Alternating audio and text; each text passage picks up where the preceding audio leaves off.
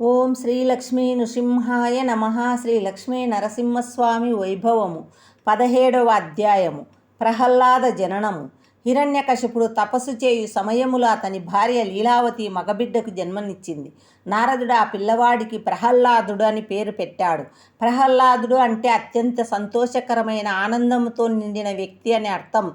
ప్రహ్లాదుడిని నారద మహర్షి విష్ణుభక్తుడిగా కీర్తిని పొందమని దీవించాడు. బ్రహ్మతో వరాలు పొంది హిరణ్యకశిపుడు మహదానందంతో నగరానికి తిరిగి వచ్చాడు. గొప్ప వరాలు పొంది నగరానికి వచ్చిన హిరణ్యకశిపుడికి సోదరుని పుత్రులు మంత్రులు ఘనమైన స్వాగత సత్కార్యాలు ఏర్పాటు చేశారు. హిరణ్యకశిపుడు స్వాగత సత్కార్యాలకు సంతోషించి సభామండపంలో సింహాసనాన్ని అధిరోహించాడు. మంత్రులను సోదర పుత్రులను వీర సైనికులను సభికులను ఉద్దేశించి, శ్రీహరి, నా ద్రోహి నా సోదరుడి ఆత్మ శాంతించే వరకు నేను నిద్రపోను. మంత్రులారా, పుత్రులారా, మహావీరులారా, యుద్ధానికి సన్నాహాలు ప్రారంభించండి.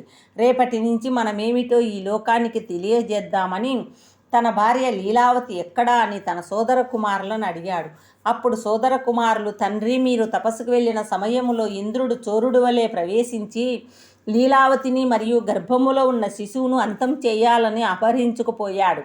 అలా అపహరణకు గురైన లీలావతిని నారదుడు కాపాడి తన ఆశ్రమంకు తీసుకుని వెళ్ళి తన సంరక్షణలో ఉంచుకున్నాడు.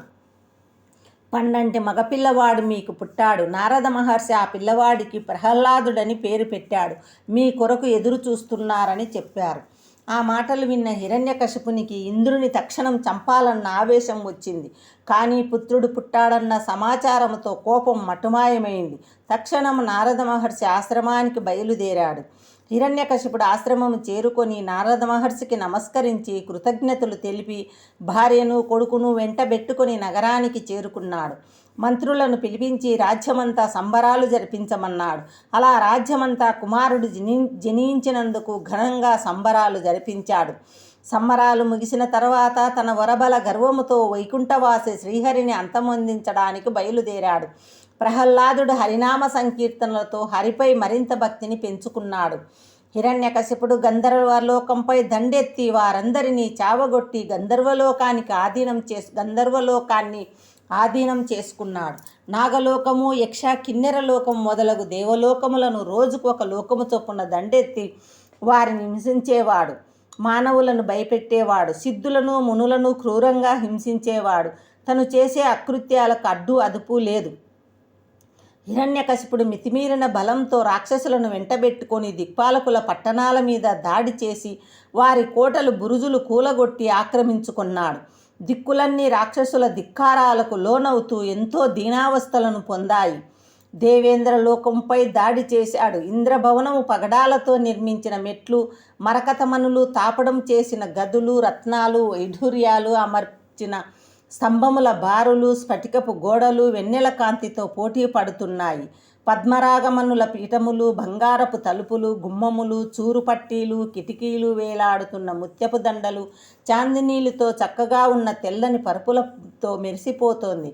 రకరకాల విచిత్రమైన విమానములు, అన్ని సమయాలలో గుమగుమలాడే పూలు, పండ్లతో నిండిన పెద్ద పెద్ద తోటలు, బంగారు పద్మములు, చెంగల్వలతో నిండిన చెరువులు, అందమైన రత్నాల మేడలు, మనోహర పరిమళగల చల్లని మంద మారుత గాలులు, మృదు మధురంగా పలికెడి చిలుకల కోకిలల కోలాహలాలతో కలకలలాడుతూ ఉన్నది. అట్టి ముల్లోకాల రాజ్యాధికార సంపదలతో శోభిల్లుతున్న దేవేంద్ర భవనంలోకి ఆ రాక్షసమూకతో హిరణ్యకశిపుడు ప్రవేశించాడు. ఇంద్రుడిని ప్రాదాక్రాంతుణ్ణి చేసుకొని సింహాసనం ఎక్కి కూర్చున్నాడు. ఇలా దితి కశ్యపుల కొడుకు హిరణ్యకశిపుడు ముల్లోకాలపై ఏకచక్రాధిపత్యం సాగిస్తున్నాడు.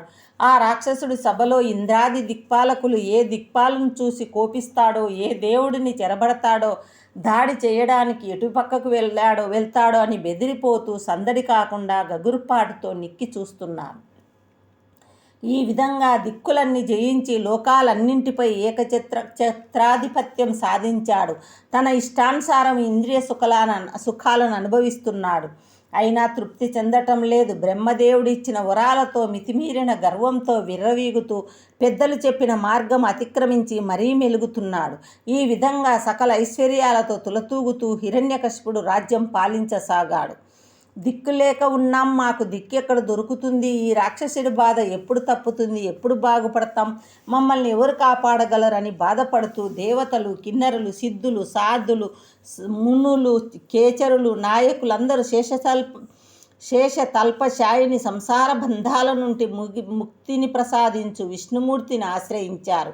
దేవతలారా, భయపడకండి. నా దర్శనం వలన తప్పక మీకు సకల ప్రాణులకు మేలు జరుగును, జయము కలుగును. ఆ దైత్యుడు హిరణ్యకశిపుడు దుడుకు చేతలు, దురుసు మాటలు అన్నీ నాకు తెలుసు.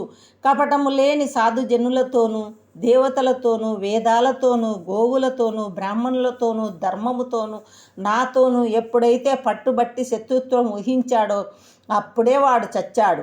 ఎప్పుడైతే వాడు కక్షగట్టి ఎట్టి వైరోభావం లేని వాడు, శాంతి దాంతి మిన్నగా కలవాడని కూడా చూడకుండా తన కన్న కొడుకు ప్రహ్లాదునికి కీడు తలపెడతాడో అప్పుడే వాడిని చంపుతాను.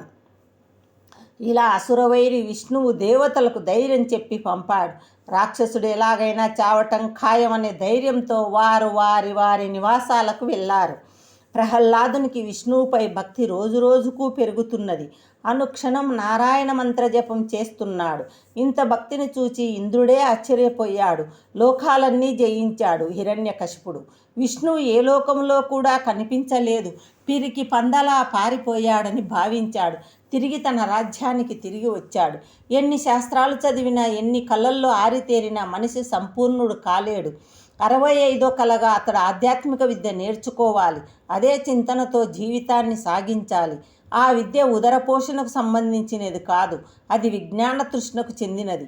ఆ జ్ఞానాన్ని, వికాసాన్ని పెంపొందించుకొని లౌకిక పారలౌకిక ధర్మాల్ని పాటించడానికి ఆధ్యాత్మిక విద్య దోహదపడుతుంది. లోక కళ్యాణం కోరేవారి ఆశయ సాధనకు ఆ విద్య ప్రాణం పోస్తుంది. కంటికి కనిపించని దివ్యశక్తి ఆరాధనాది. సాకార నిరాకార విధానాల్లో ఎలా చేసినా ఆ సాధన పరమార్థం నెరవేరినట్లే. ఆధ్యాత్మిక తత్వమును తెలుసుకోవాలంటే శరీరమందే బ్రహ్మపదమును సాక్షాత్కారం చేసుకోవాలి.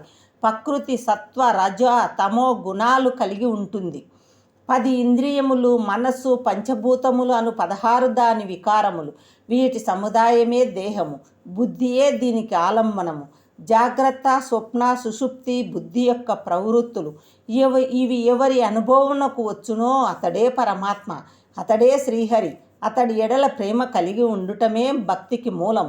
గురువును సేవించు, తనకు దొరికిన పదార్థంతోనే తృప్తి పడడం, సాధు పురుషులతో సాంగత్యము, హరికథలను శ్రద్ధగా వినడం, హరిని కీర్తించడం మొదలగు సాధనముల ద్వారా హరిని చేరుకోవచ్చు. శాంతి శాంతి శాంతి. 17వ అధ్యాయం సంపూర్ణం. శ్రీ లక్ష్మీ నరసింహస్వామి పావనార్పణమస్తు.